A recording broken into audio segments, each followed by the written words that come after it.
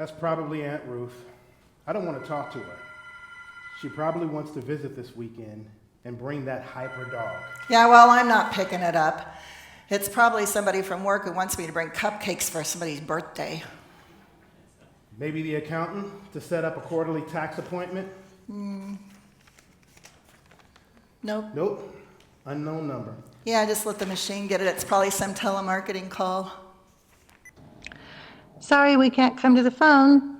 Leave us a message. We'll get back to you. Thanks. Oh, Art and Dona. Listen, I know you're busy. I'm sorry you couldn't Do you pick know who up. that is? Listen, I've got a little favor to ask. You know how to contact me, so please do so at your earliest convenience. Oh, it's God. Oh, and enjoy the rainbow tomorrow. What? God? We missed the call.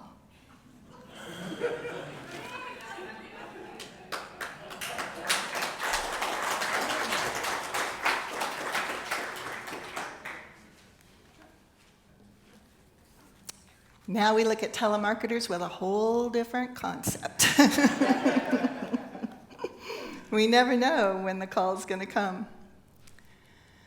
I can tell you that on the next slide, the little girl in that picture had only one call on her mind that she would answer, and that would be from potential husbands, because her plan was to get married and raise a family.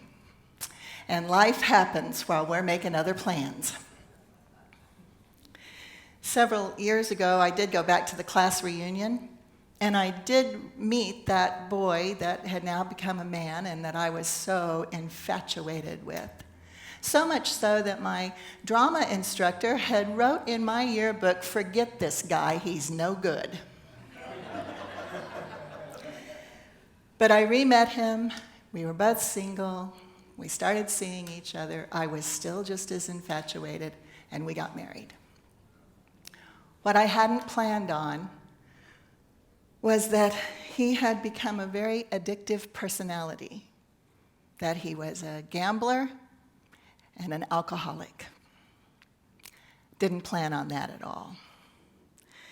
It didn't last very long before I figured out that I needed to leave, because by the time that I did figure that out, I was pretty broken. I was broken emotionally, financially, physically, and spiritually. And I knew I had to find a place that could get me back one step at a time, one day at a time. And that's when I came back to Unity. I knew that I had been introduced to the steps here, the philosophy here. I'd been in Baptist churches, Methodist churches, no, never Catholic, but I tried as many different religions as I could. But this is where I found the most peace, and the love and the compassion and the principles, and it helped me heal. The thing that I was handed is this little card when I came into Unity that day. You can see that it's kind of worn. I still carry it with me in my billfold, and there are times when I do pick it up and look at it again and again. Sam has so kindly enlarged it for us, and I just want to share a couple of things with you. In the Revealing Word, the Dictionary of Metaphysical Terms from the Charles Fillmore Reference Library, the definition of demonstration is a metaphysical law that there are 3 steps in every demonstration.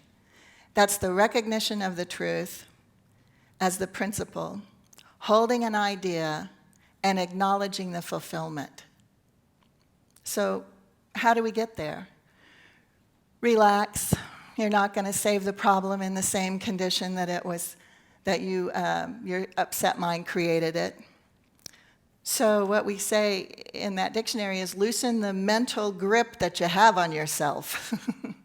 How many of us have that grip, that mental grip that we have to be perfect, or we have to present in a different way, or we have to get a job done? Concentration is focus your attention on what you want to see happen, Even at this time, there seems to be no justification for it. Concentrate on that nucleus of faith, which will result in spiritual confidence. The ladies in the women's group that we meet on every Wednesday will tell you that 5 years ago, I could not look in the mirror and tell myself that I love you. But with the compassion and the love and the awareness growing and the acceptance, I can do that now. And it was only through the sharing and encouragement from all of you that it was possible. Meditation, remember that there is a higher power that will work through you if you will let it. Let go of the thoughts and feelings of the way things are and open yourself to a new flow of ideas, energy, and love. Meditation will help to expand that consciousness into the realization of divine truth. Realization is know that there is an answer, and that as you work with this positive program, it will be revealed to you. In working with the program, you are using the principle of mind by which we are realized, and answers come forth. Realization is really the dawning of the truth in consciousness, and it is the inner conviction that prayer has been answered, although as yet maybe we don't recognize it. Contemplation, think of at least one thing that you can do which will bring an expression of love and goodwill into the situation. Contemplation is meditation that you are divine in action. You may be the only expression of the divine that someone might see that day. A smile might lift them up. An open door, blessing them as they cut you off in traffic. That's what I need to work on. Visualization is hold firmly in mind a definite picture of your desired good. And visualization is the source of all and the substance of all, and seeing the good and true and the beautiful everywhere, everywhere. And in the moment, wherever you are, the beautiful. Actualization is actually you act as if it's already happened and be grateful for it. There's so many things that have happened in our lives that we look back later and think, why? But be grateful. That was also a difficult thing for me. I work on forgiveness even today. Work on a lot. So now where does answering the call come into all of this? Well, it has been a journey to heal myself, to be aware of what I need to do in order to heal, to be aware when I'm really tightening up that mental grip on myself and not allowing spirit to work through me.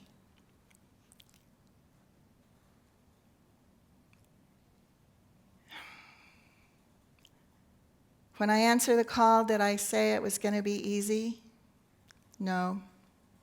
It isn't a smooth and easy path, and that's what I say to myself sometimes when I look in the mirror and say, hey, you didn't do so good on that deal.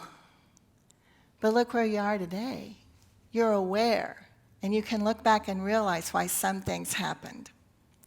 Whatever it is, by the grace of God, the universe, the divine presence, whatever you want to call it, here you are today. Here's your opportunity. January 1st, I answered a call from a friend named Stephanie, who's 35 years old, and she reminded me that I had told her that I would be her theater mom since her parents lived in Florida. She asked if I might be able to take her to the hospital in the morning because she was going to undergo a procedure that required her to have a driver. Stephanie was 35 years old, and she was living with stage 4 cancer of unknown origin. The procedure she was to have her lungs, her right lung, drained from the fluid through a needle aspiration in the X-ray department, radiology department at Wesley. But the hospital was unable to complete the procedure because she was coughing so hard. And they just brought her out in a wheelchair and left her in the waiting room. And I was sitting there and I said, can't you do something for her? no, we can't. I tried to admit her through the emergency room that afternoon because it drew on. They said I could wait in the emergency room or the outpatient. We waited there until 5 o'clock. She was still coughing very hard. The only thing I could do was keep asking, what can we do? What can we do? And they said, well, you can try to take her through ER. Pushed her into ER and tried to take her through. They said it was unable to admit her that night because of insurance procedures and regulations. So I took her home with me because I knew she couldn't be there by herself that night. And by the end of that week, Friday night, 9:30 at night, I rushed her to the Wesley Woodlawn Hospital, and I believed that she was in the process of her transition. Finally, at 3 o'clock in the morning, they agreed to admit her. And I have to tell you that was after I did my best Shirley MacLaine impression in terms of endearment. They decided to do a CT scan at 2:30 in the morning, and they came back and they said, well, yeah, you're right. Her left lung is full and her right lung is filling quickly. We'll admit her. Thank you. She was then sent to the main Wesley Hospital where she remained for 3 weeks as they put tubes in the back with both lungs draining. Her parents didn't come. And then after that, I took her home for the next 6 weeks. Many people said to me, why are you doing this? You weren't even that good of friends. And I said, there's a couple of things here. First of all, I had told her, I'll be your theater mom in jest, but I had said it, that I would help her. The other thing is, I tell the people that ask me that question, if I am practicing my spiritual belief that we are all one, why do I not take her home with me? Are you going to do it? No. I would do this for you, even though you say no, you wouldn't do it for her.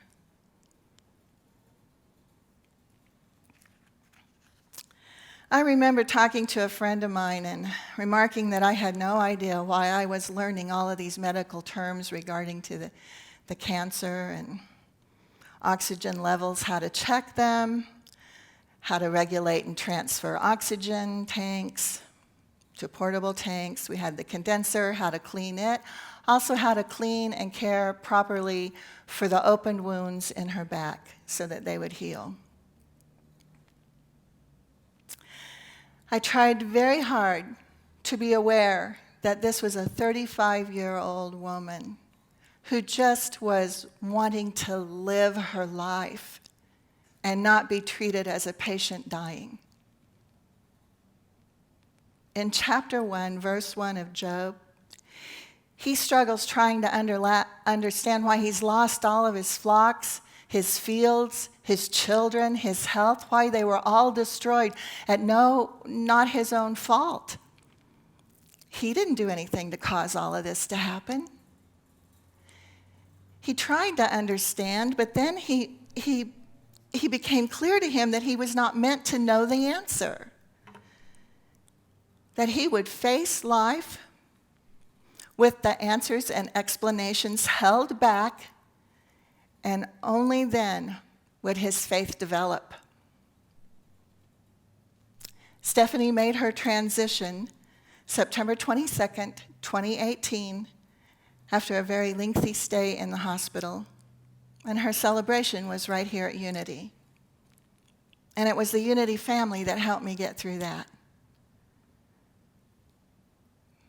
Our minister at the time, Debris, knew the struggle that I was going through and offered that she would meet with the parents, who then flew in too late to see their daughter, and help me arrange her service. I don't know what I would have done without the hospitality of this Unity Spiritual Center. In April of 2019, I received a call that my very dear friend Twyla, who's been in my life as a big sister since I was 12, was diagnosed with pancreatic cancer.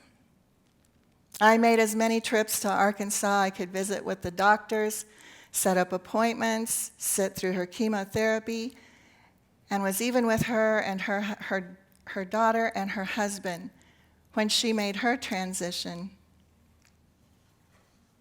I was with them when they made the decision to bring her home for hospice. It was my answering the call with Stephanie and my experience in how to handle the questions that we needed to ask regarding draining her lungs, how to regulate the oxygen when we did bring her home, how to check her oxygen levels, how to have the courage to sit with now a person who had lived her life with me, and we shared our experiences, sang our songs together, told her daughter stories we promised we'd never tell, and comfort her in her last hours.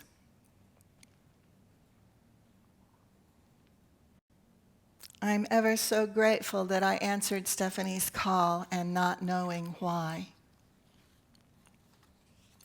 It may be in the future that I'll even become more aware of why I answered both of those calls. Why Stephanie called me, why I felt called to answer, and then why I was there, how I wanted to be with Twyla. So it was very important for me to be there and to be knowledgeable about being able to impart some very important information that her husband and her daughter didn't think about. But I had just been through it. As I say, was it easy making the call, answering that call? No. I went through years of saying to myself, it's not me, that's not my turn. Let somebody else do it. Somebody else will step up to the plate. I know they will. Pass me by, I'm too tired. When Sam and I were planning, because I've been trying to plan to help bring a schedule of speakers, she looked at me and she said, well, why not you? And immediately in my head I went, oh no, I'm not ready to do that. And then before I did say, no, I'm not ready, there was that little ping that said, and when do you think you'll be ready? Answer the call. Answer the call. We experience life as Job did. We go one day at a time without complete answers to all of life's questions or even the questions of the day. And it's our choice to walk with the power of faith and to affirm without complete answers all of our questions. But there's always the opportunity to find harmony with divine order. Spiritual understanding doesn't count for much unless I walk my talk and put it into action. You can be as full of spirituality as you think you are, but if you don't walk it every day and the people who see you don't recognize that you're walking your talk, or those people that love you so much they can go,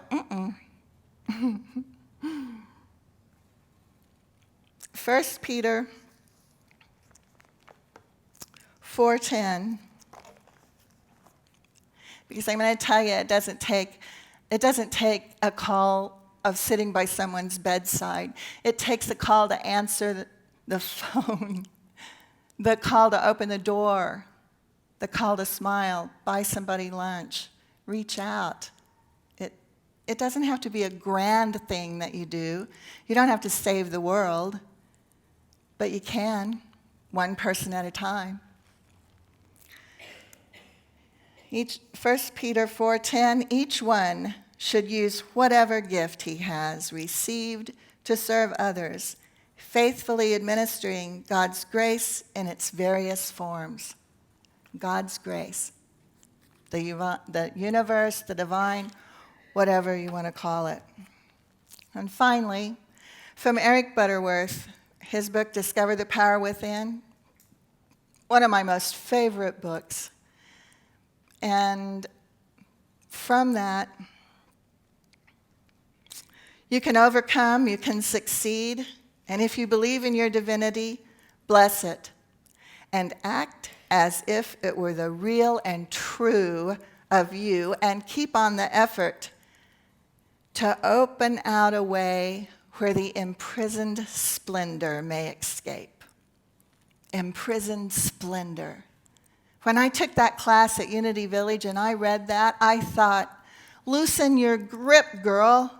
You've been afraid to open your heart and release the imprisoned splendor.